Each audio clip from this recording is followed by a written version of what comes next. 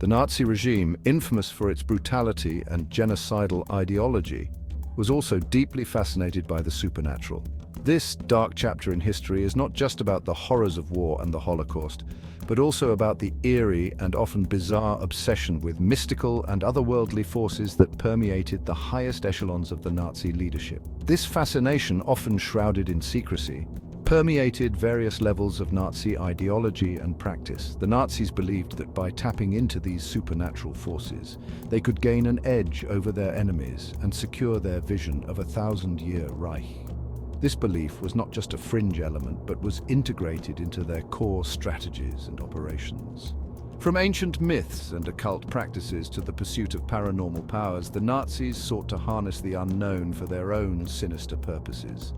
They delved into ancient texts, conducted bizarre rituals, and even sent expeditions to far-flung places like Tibet, all in the hope of uncovering hidden knowledge and supernatural powers that could be weaponized.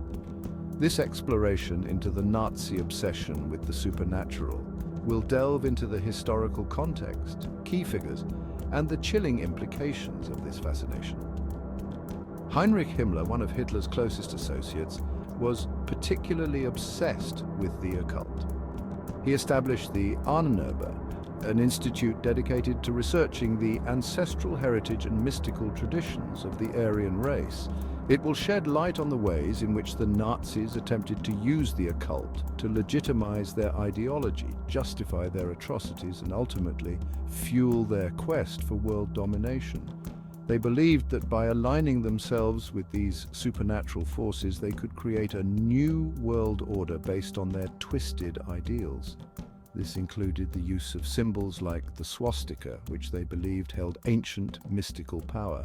Their story serves as a chilling reminder of the dangers of unchecked ambition and the seductive power of the unknown. The Nazi regime's flirtation with the supernatural was not just a bizarre footnote in history, but a core component of their ideology and strategy. It shows how dangerous and destructive the pursuit of power can become when it is intertwined with irrational beliefs and the exploitation of ancient myths.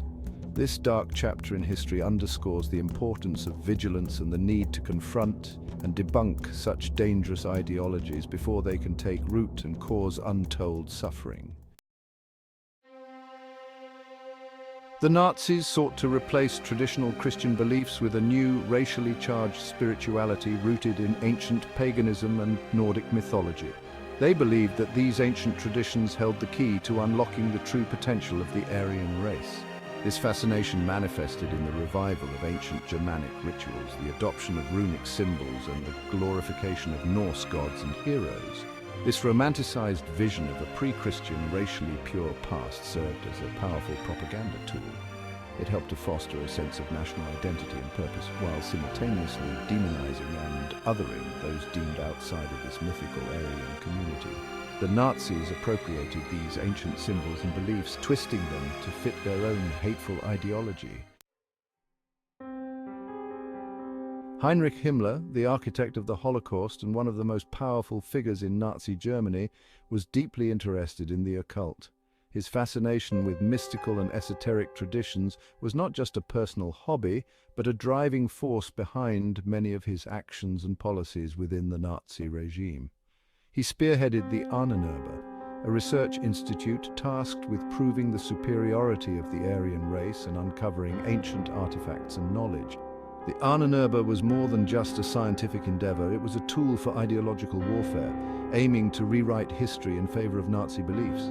Himmler was particularly fascinated by witchcraft, seeing it as a source of ancient Germanic power that had been suppressed by Christianity. He believed that by reviving these ancient practices, he could restore a lost heritage and empower the Nazi ideology with a mystical foundation. Under Himmler's direction, the SS, the Nazi regime's elite paramilitary force, embarked on a chilling quest to uncover evidence of witchcraft and ancient Germanic rituals.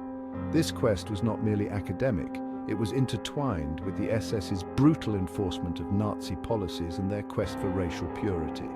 This involved extensive research into historical records, archaeological excavations, and even the persecution of individuals accused of practicing witchcraft. The SS scoured Europe for any traces of ancient Germanic culture, often using violent and coercive methods to obtain information and artifacts.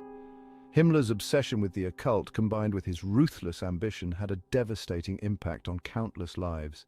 His actions led to the suffering and death of many, as the SS's search for mystical power became another facet of the broader Nazi campaign of terror and genocide. The intertwining of occultism with the brutal realities of the Holocaust underscores the perverse and dangerous nature of Himmler's beliefs and the lengths to which he would go to achieve his vision. The legacy of Himmler's occult pursuits is a dark chapter in history, illustrating how pseudoscience and superstition can be weaponized to justify atrocities. The SS's witch hunts and ritualistic practices were not just about uncovering the past, but were also a means to manipulate and control the present, reinforcing the Nazi regime's grip on power.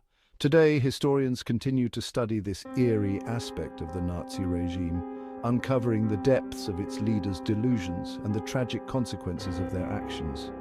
The story of Himmler and the SS serves as a grim reminder of the dangers of fanaticism and the human cost of ideological extremism. Otto Rahn, a young German historian and writer, became a key figure in the Nazis' quest for the supernatural. Born in 1904, Rahn was fascinated by medieval history and legends from an early age. His academic pursuits led him to explore the myths and mysteries surrounding the Holy Grail, a subject that would dominate his life's work. Rahn was obsessed with the legend of the Holy Grail, believing it to be a powerful artifact that would grant its possessor immense power and immortality. He was convinced that the Grail was not just a Christian relic, but a symbol of ancient Aryan heritage. Rahn's theories were heavily influenced by the romanticized tales of knights and chivalry, as well as the esoteric traditions that suggested the Grail held secret knowledge. He linked the Grail to the Cathars, a medieval religious sect persecuted by the Catholic Church, whom he believed were the guardians of ancient Aryan wisdom.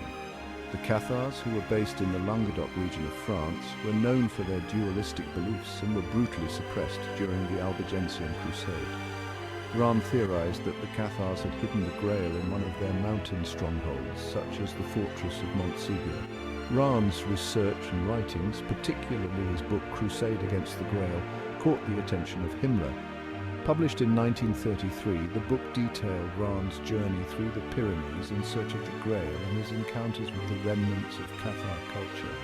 Himmler, who was deeply interested in the occult and Aryan mythology, saw Rahn's work as a potential key to unlocking the secrets of the past. Himmler saw Rahn's work as potentially validating the Nazis' racial theories and their quest for world domination.